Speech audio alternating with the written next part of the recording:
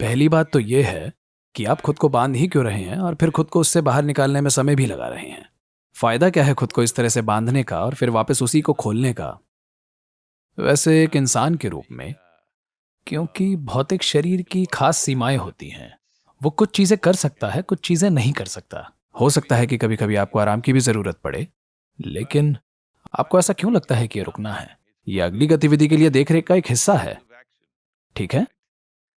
तो ये तनाव को कम करने का धंधा बहुत लोकप्रिय हो चुका है। हर कोई शांत होने की, चीजों से दूरी बनाने की और जो कुछ भी है इन सब की बातें कर रहा है। पहली बात तो ये कि आप में इतना जहर है क्यों और अब आप उस जहर को निकालना चाहते हैं। आप गलत चीजें खा रहे हैं, आप गलत सोच रहे हैं, आपकी भावनाएं गलत हैं और आप जहर से भर जाते हैं और अब आप उस जहर को बाहर निकालना चाहते हैं। आप खुद ही अपने ऊपर बेड़ियां लगाते हैं और फिर उन्हें खोलना चाहते हैं। खुद को बांधना एक अपराध है और फिर खोलना, अब इसे खोलने में जो समय और ऊर्जा लगती है, और आप इसे खोलते कैसे हैं मुझे पता है। लोग बंधन तोड़ने के लिए कौन कौन सी तरकीबें अपना रहे हैं।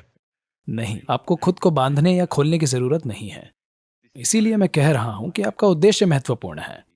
अगर आपका उद्देश्य आपके सीने में धड़क रहा है तो कोई भी गतिविधि आपको बोझिल नहीं लगेगी। गतिविधि कभी कष्टदायक लगेगी ही नहीं। अब आपको काम करने में मजा आएगा क्योंकि अब ये बोझ नहीं है। अब हमेशा आप मौकों की तलाश में रहेंगे। अब आप आराम करने के लिए मौका नहीं तलाशेंगे। अब हमेशा चलते रहने के लिए आप अवसर ढूंढेंगे। और जब चलते रहने का उपयोग करता हूं तो समझ लीजिए कि आप जिंदा हैं। इसका मतलब है कि आप चल रहे हैं। आप रुके हुए हैं, आप जानते हैं इसका मतलब क्या होता है। नहीं नहीं, हम नहीं चाहते कि अभी हो। तो जीवन चलते रहने का ही नाम है। एक समय आएगा जब आपको जाना पड़ेगा। उसके बाद आप फिर से नहीं चल सकते, बस हो गया।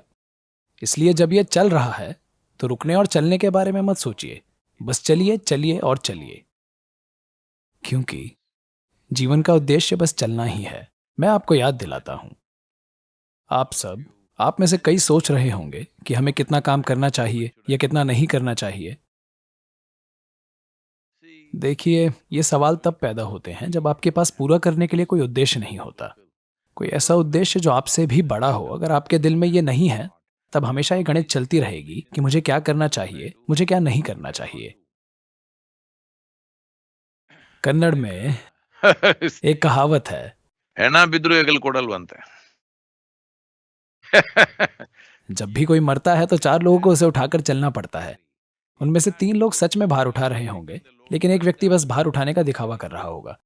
ठीक है, वो असल में कंधा दे ही नहीं रहा है और वो सोचता है कि वो स्मार्ट है। नहीं, वो स्मार्ट नहीं है, वो मूर्ख है। वो जीवन के सारे अनुभव से चूकता जा रहा है। इसलिए यहाँ चलने और रुकने जैसी कोई चीज नहीं है। आप बस चल रहे हैं। जब आप थक जाएंगे तो वैसे भी बैठ जाएंगे और जैसे ही ऊर्जा आ जाती है तो आप फिर से चल पड़ेंगे, ठीक है? तो बंधन खोलने की इन सभी योजनाओं के लिए योजना मत बनाइए। जब आप थक जाते हैं, आप गिर जाते हैं और जागकर फिर वापस आ जाते हैं। Okay. जीवन इस तरह से होना चाहिए।